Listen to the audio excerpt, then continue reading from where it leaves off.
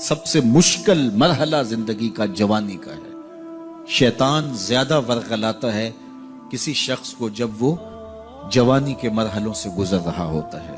تو جس کی جوانی خیریت کے ساتھ گزر گئی اور اس نے اپنی جوانی کے تقدس کو محفوظ رکھ کے منزل تک پہنچا لیا، اپنی عصمت کے جوہر کی حفاظت کی، اپنی آبرو کو لٹنے نہیں دیا، اپنی آنکھوں کی شرم و حیا پر پہرے بٹھائے اور آنکھ کو برباد نہیں ہونے دیا اور اپنی زندگی کے تقدس کا پہرا دیا، تو جو جوان اپنی جوانی کو خیریت کے ساتھ گزار گیا۔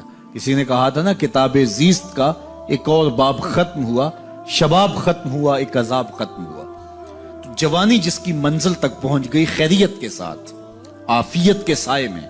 مشکل تو بڑا ہے جوانی کو منزل تک لے جانا، خیریت کے ساتھ، داغدار نہ ہونے دینا، جوانی کے تقدس کو رسوا نہ ہونے دینا، عصمت کے جوہر پہ کالک نہ لگنے دینا، خواہشات کو غالب نہ آنے دینا۔ آسان کام تو نہیں ہے، مشکل کام ہے، لیکن اگر کوئی مشکل کاٹ گیا، جوانی کے تھوڑے سے ایام میں گزار گیا، اللہ اکبر۔ حضور نے ارشاد فرمایا جو سیدنا ابو ہریرہ کے ذریعے سے ہمارے تک پہنچا، فرمایا قیامت کے دن جب سورج کا رخ سیدھا ہوگا، زمین تانبے کی ہوگی، لوگ پسینے میں شرابور ہوں گے، کوئی ٹخنوں تک پسینے میں، کوئی گھٹنوں تک، کوئی کمر تک، کسی کو پسینے کی لگام دی جائے گی، اور وہ پسینہ ایسے نہیں ہوگا جس طرح یہ پسینہ ہے، اتنا گرم ہوگا۔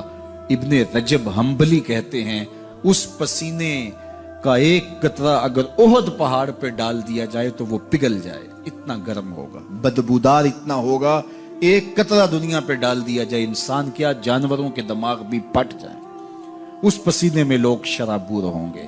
لیکن جس نے اپنی جوانی کو عافیت سے گزارا ہوگا، کل قیامت کے دن جب کوئی سایہ نہیں ہوگا، اللہ اس جوان پر اپنے عرش کا ٹھنڈا سایہ عطا فرمائے۔ وہ شخص جس کو کسی عورت نے دعوت گناہ دی اور وہ صاحب منصب تھی، صاحب جمال تھی، اور اس نے یہ کہہ کہ یہ خواہش، یہ آرزو مسترد کر دی، انی خاف اللہ۔ اسی طرح کوئی عورت ہے تو اس نے اپنے تقدس کی حفاظت کی، اپنی آبرو پہ پہرا دیا اور کسی پیشکش کو ٹھکرا دیا، تو فرمایا قیامت کے دن جب کوئی سایہ نہیں ہوگا، اللہ اسے بھی اپنے عرش کا ٹھنڈا سایہ دے گا۔ کیسا سخت دن ہوگا، اور وہ کس اعزاز میں ہوگا، کس تکریم میں ہوگا۔ یہ تو 4 دن 10-20 سال ہیں، اور وہ 50,000 سال کا ایک دن۔